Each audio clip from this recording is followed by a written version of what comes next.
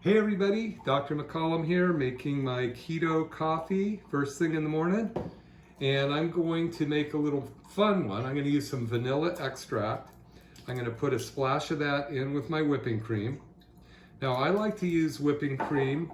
A lot of people will use butter, MCT oil, which is medium chain triglyceride, ghee, coconut oil. But today I'm going to use the whipping cream. And I use this little frother that I love that makes it so yummy. Makes it like a breakfast, because by doing the keto coffee in the morning, you're actually getting your body to start to burn fat. I'm putting a teaspoon or a quarter teaspoon of cinnamon in the grounds. And you're training your body to burn ketones or fat, which is brain food. Ketones make your brain loves to burn ketones. It stops your body from craving sugar or glucose.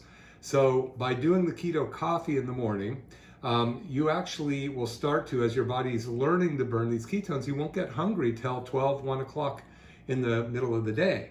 So you can have an eating window from maybe 12 to 6 or 7, and that's when you will eat your healthy keto diet foods, which we'll go over at another time.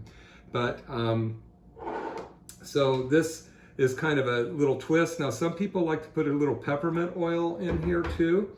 That makes it even more fun for the holidays. And oops, I'm spilling over, but I'm going to just go ahead and dump this in here and make a mess of everything, but that's okay because I do that anyway. And so, oh, is that good?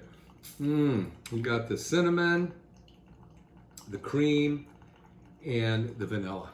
There you go. Enjoy it. We'll see you soon.